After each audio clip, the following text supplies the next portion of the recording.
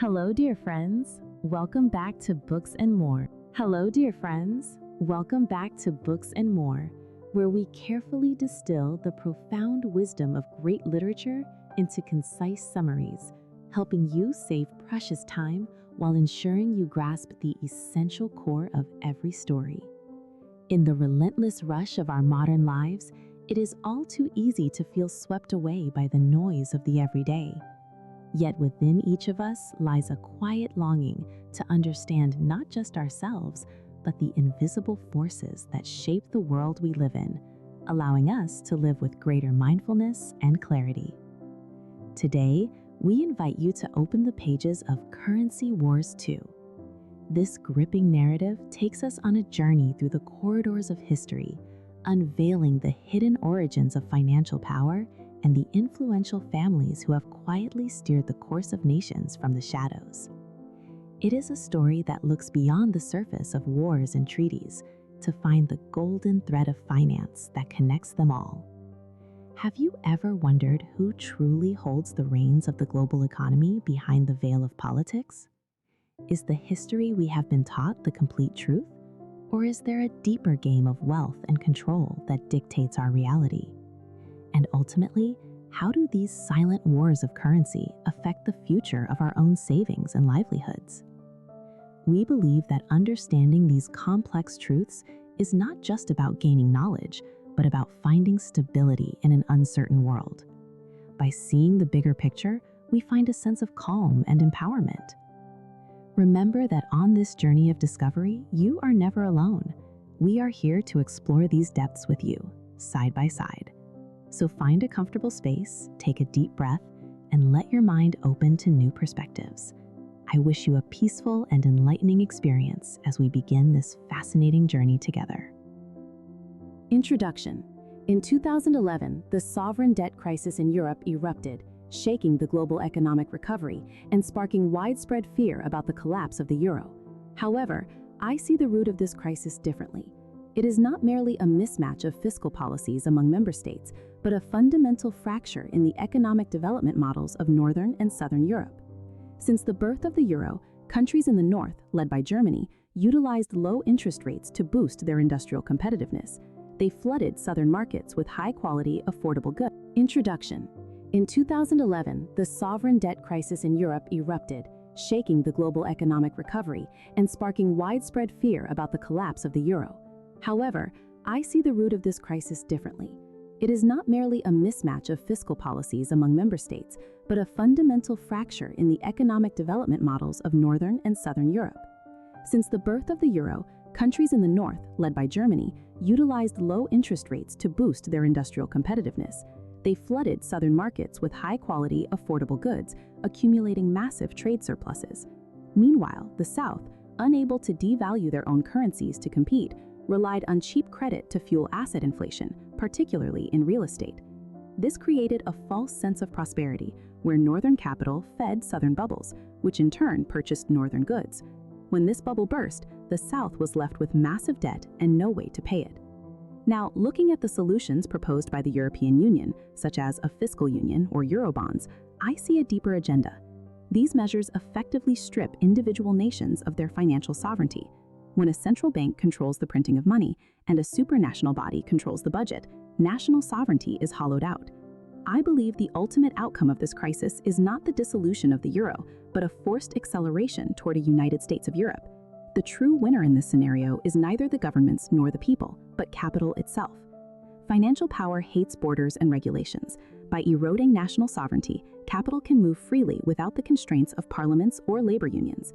This book serves as a history of this rising financial power, tracing the influence of 17 major banking families over the last 300 years.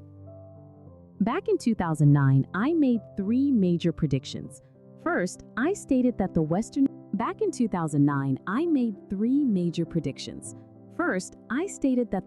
economy would remain gloomy for at least a decade. Second, I predicted that carbon emissions would be financialized and monetized. Third, I argued that regional currencies would eventually replace sovereign currencies, leading toward a single world currency. Today, these predictions are becoming reality. The American economy remains trapped in debt with high real unemployment, while carbon trading is becoming a major financial instrument. The euro is simply a grand experiment for this future global currency. The struggle we witness today is a battle between sovereign rights and financial power, and the creation of a unified European superstate is the inevitable result of the rise of this financial authority. Part 1. Origins of Financial Power in Europe. Let us embark on a journey through time, peeling back the layers of history to reveal the hidden forces that have shaped our modern world. My exploration begins not with kings and generals, but with the quiet, calculating figures standing in their shadows. We start in Germany, the true cradle of the international bankers who would come to dominate the globe. I look back at the rise of the Iron Chancellor, Otto von Bismarck, and see a narrative often missed by traditional historians. When the Prussian army stood at the gates of Vienna in 1866, poised to crush Austria, Bismarck did the unthinkable and halted the advance. He threatened suicide to convince his king to stop. While history praises his diplomatic foresight, I see the constraints of a treasury running on empty. Behind Bismarck stood Gerson Breslauer, a banker serving as the conduit for the Rothschild family. These financial dynasties did not merely fund wars, they decided when they ended. The Rothschilds had built an intelligence network faster and more accurate than any governments, allowing them to profit from political instability and turning the chaos of the 1848 revolutions into opportunities to consolidate control over national debts. As I turn my gaze across the Channel to England, I see the pinnacle of this financial evolution. Here, the Baring family had established themselves as the sixth great power of Europe long before the Rothschilds fully ascended. I am fascinated by how Francis Baring transformed his family from mere merchants into the architects of geopolitics. It was the Barings who financed the Louisiana Purchase, effectively doubling the size of the United States and funding Napoleon's wars simultaneously. They built a transatlantic bridge of credit that dictated the flow of commerce. Yet even giants fall. I observe how the Rothschilds, forged in the fires of the Napoleonic Wars and possessing a ruthless drive, eventually eclipsed the Barings. Nathan Rothschild's legendary market manipulation after the Battle of Waterloo was just the beginning. By the time we reached the era of the Suez Canal, the power dynamic had shifted. When the British government needed £4 million overnight to secure a controlling stake in this strategic waterway, they did not go to the Bank of England or the Parliament, which was in recess. They went to Lionel de Rothschild. He provided the funds while casually eating grapes at dinner.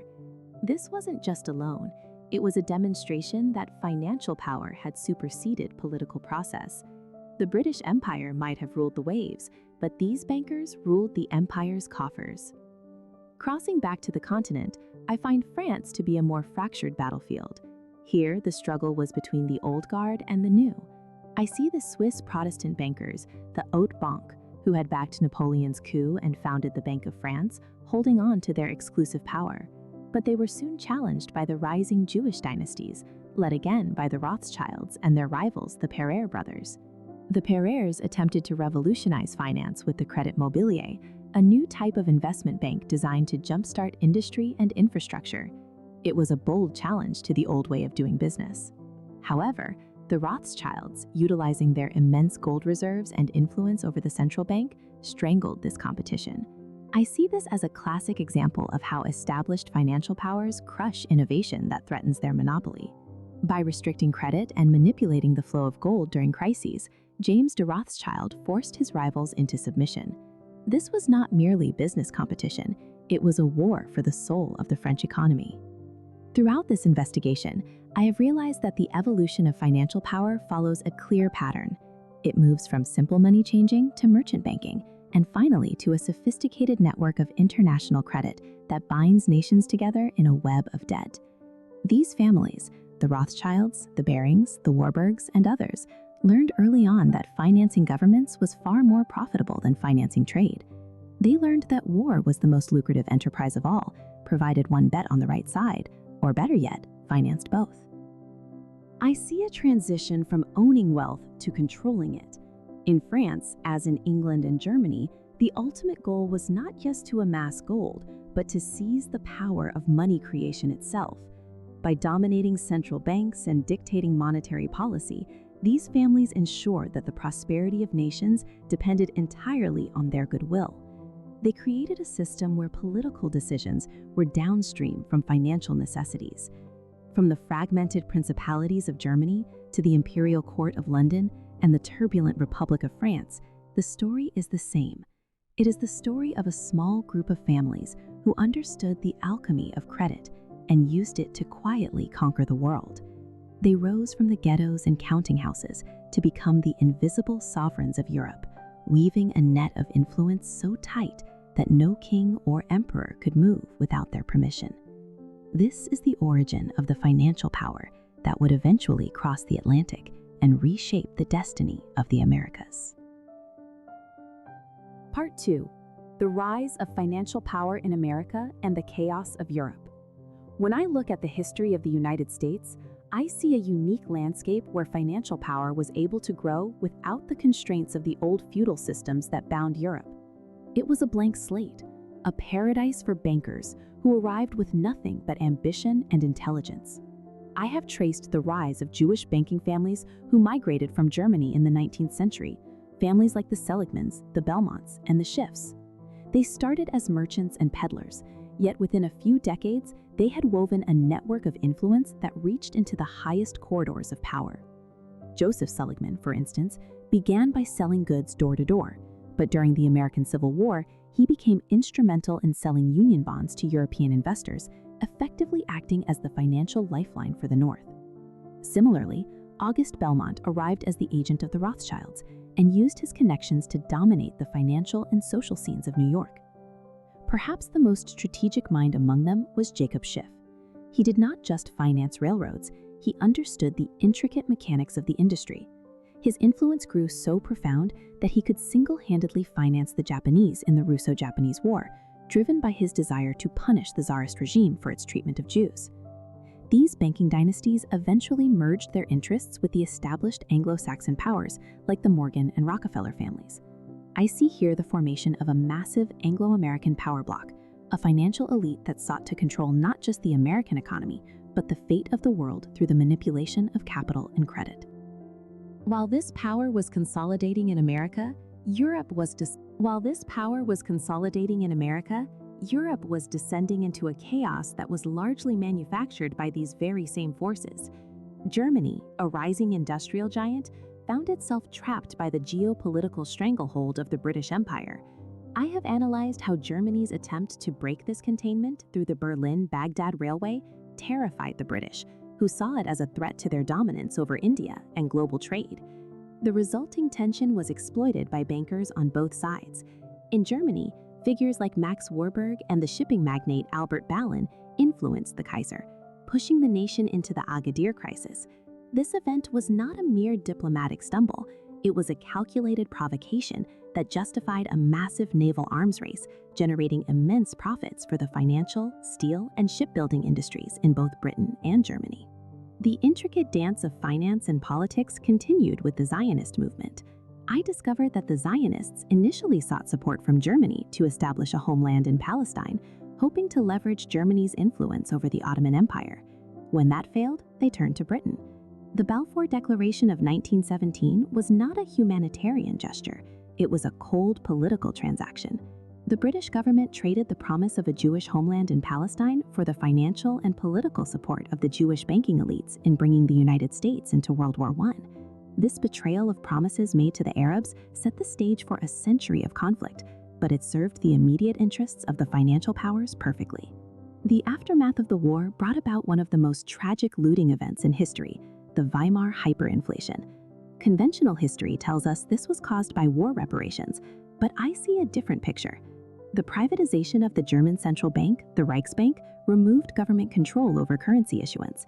This allowed private bankers to engage in unrestricted money printing while simultaneously short-selling the mark. It was a financial slaughter that wiped out the wealth of the German middle class and transferred real assets into the hands of a few international financiers. Hilmar Schacht, a man intimately connected to the Anglo-American banking establishment, played a key role in this.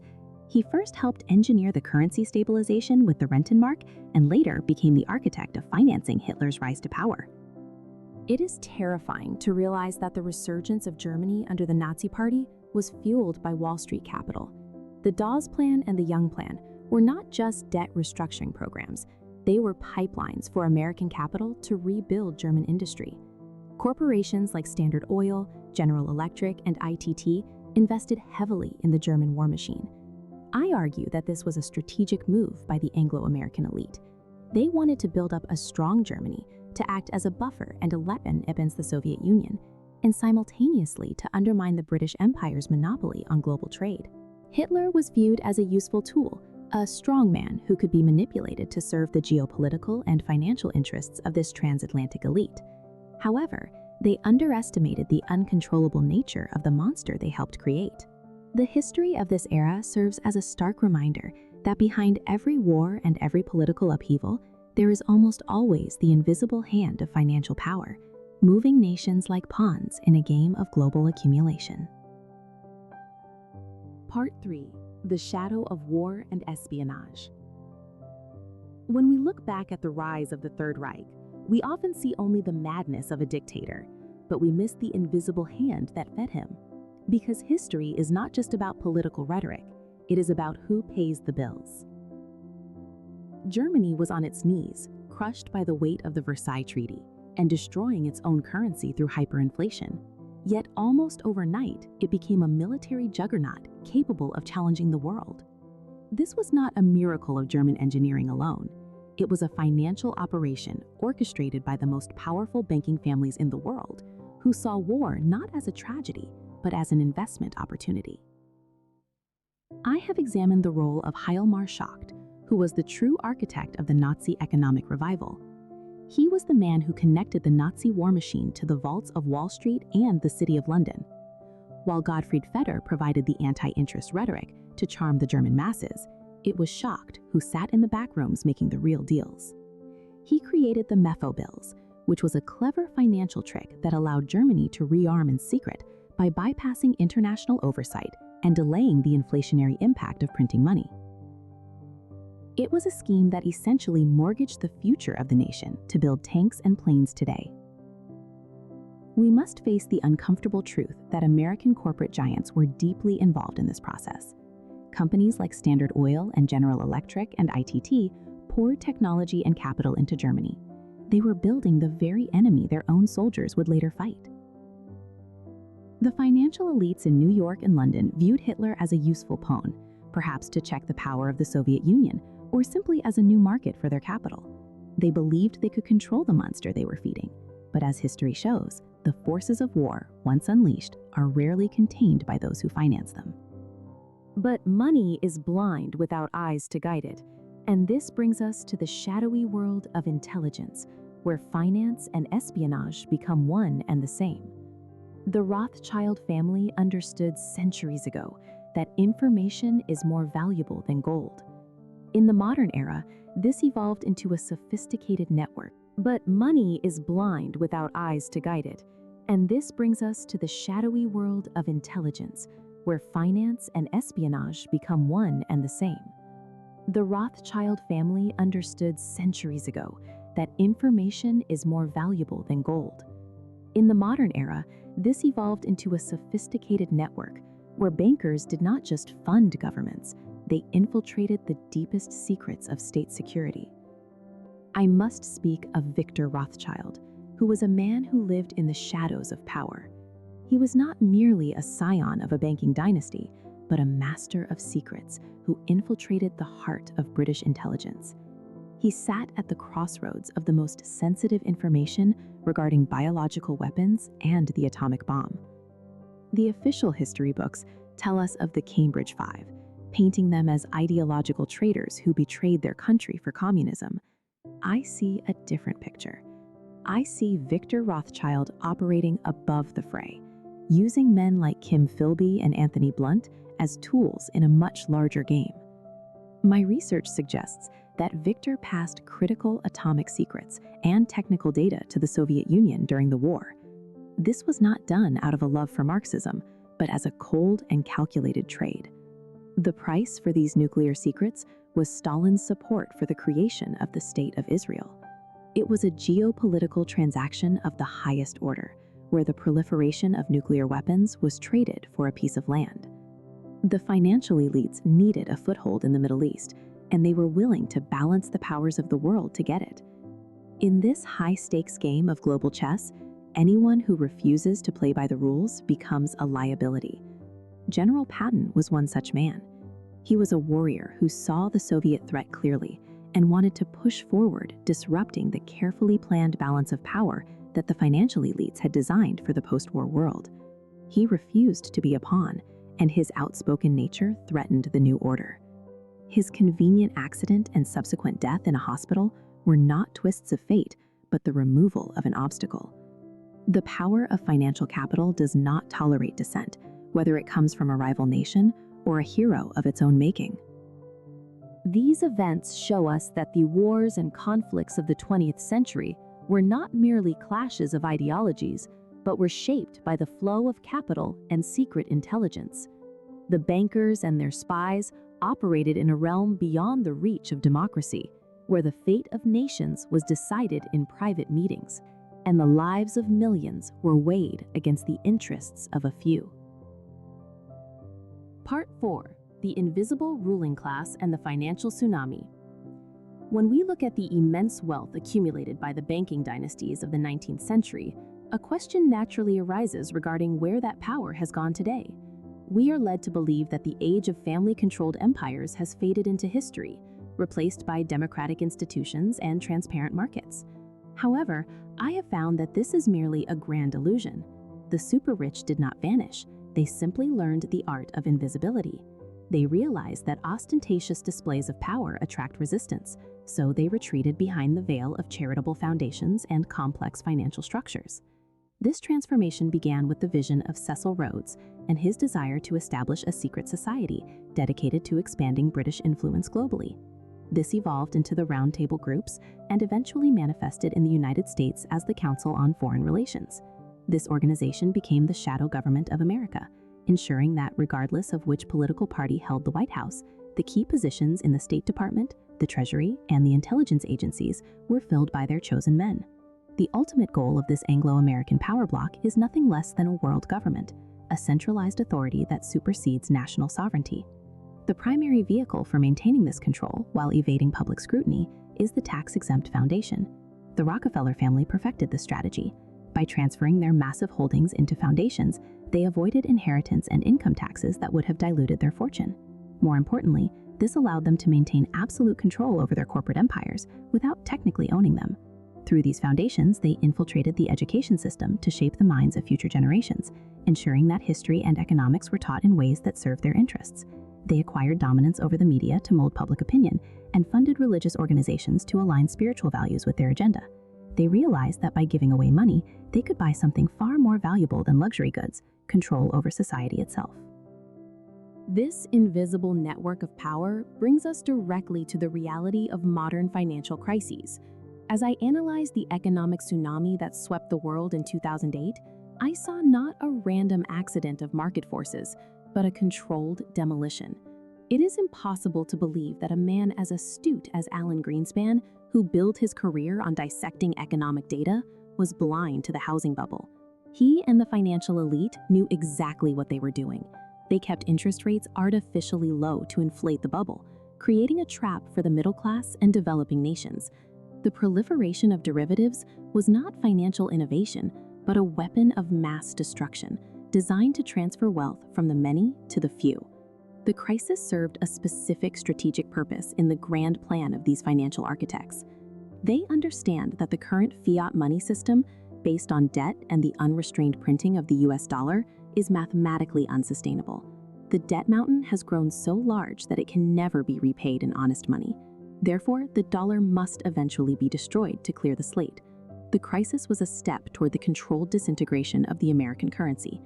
By creating panic and economic devastation, they prepare the psychological ground for the public to accept their preordained solution: a global currency issued by a global central bank.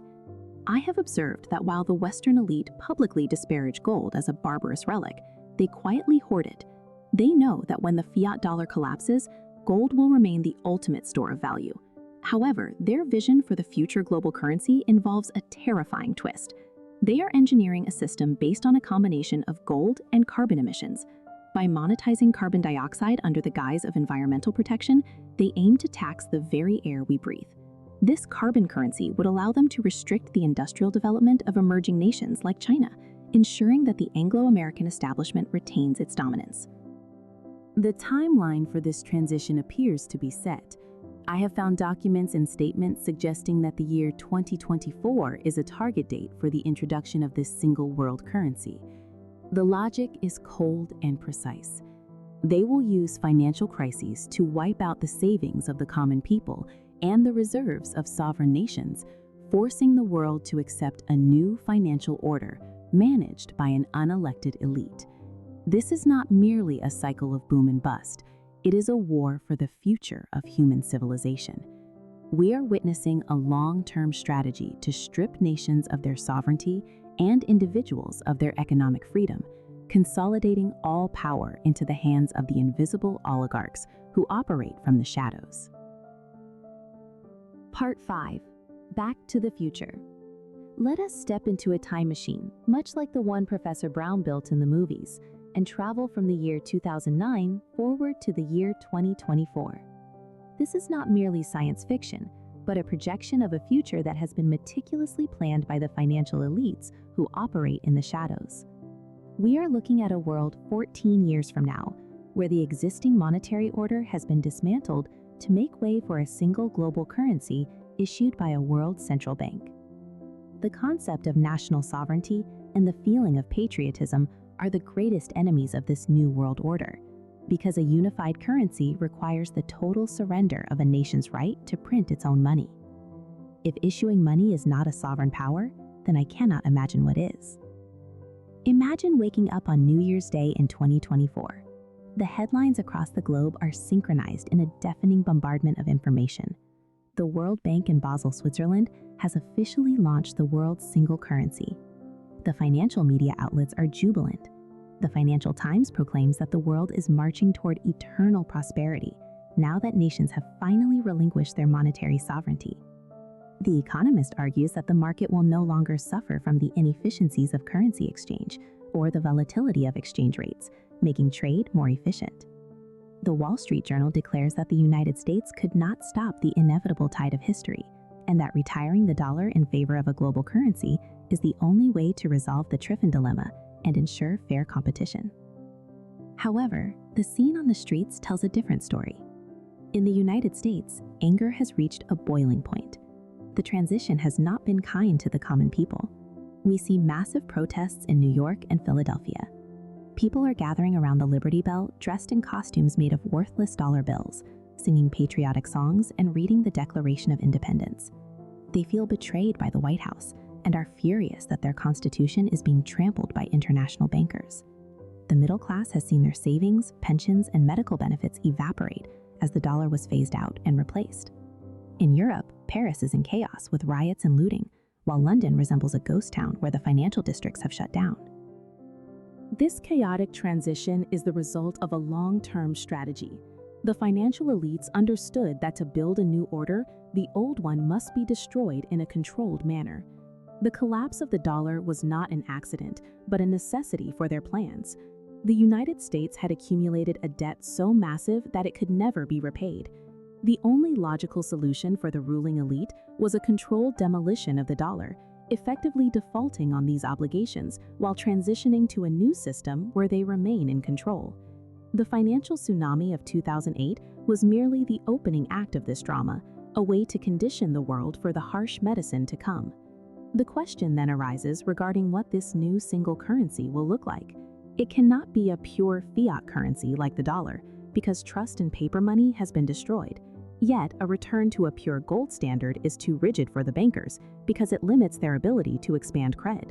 The solution is a perfect, deadly combination of gold and carbon emissions. Gold provides the necessary trust and stability, serving as the anchor of wealth. Carbon emissions provide the elasticity and scarcity needed for a controllable currency. By monetizing the environment, the elites have found a new way to create a shortage of something that was once free. We will see a system where the global currency is backed by a basket of gold and carbon credits. This design is a trap for developing nations. The industrialized West holds the vast majority of the world's gold reserves and possesses the advanced technology to reduce carbon emissions. Developing nations, which are in the midst of industrialization, will be forced to buy carbon credits from the West just to continue developing. This means that the wealth created by the labor of billions of people in the developing world will flow effortlessly into the pockets of the financial elites in Europe and America. If carbon emissions are monetized, a country like China could face a bill that forces its people to work for free for decades to pay off environmental taxes, just after having their dollar reserves wiped out by the collapse of the American currency. This roadmap to 2024 has been hinted at by various scholars and organizations for years. From Richard Cooper's proposal for a single currency to Robert Mundell's theories on currency areas, the intellectual groundwork has been laid. We have seen the timeline proposing a world central bank by 2020 and a fully operational global currency by 2024. The events we witness today are steps on this path. The elites utilize crises to push forward agendas that would be impossible during times of peace and stability. We must understand that this is a game of survival. If we look at the strategic layout, the United States and Europe are entering a long period of consumption contraction as their baby boomer generation ages. To maintain their dominance, the financial elites are engineering a system where they control the issuance of money, and by extension, the distribution of global wealth. If we do not grasp this reality, we risk being the passengers on a sinking ship, holding on to tickets for a journey that leads only to ruin. The future is not set in stone, but if we remain blind to the plans of these financial architects, the vision of 2024 I have described will become our reality. We must recognize the value of gold and the trap of the dollar before the final curtain falls on the current monetary age.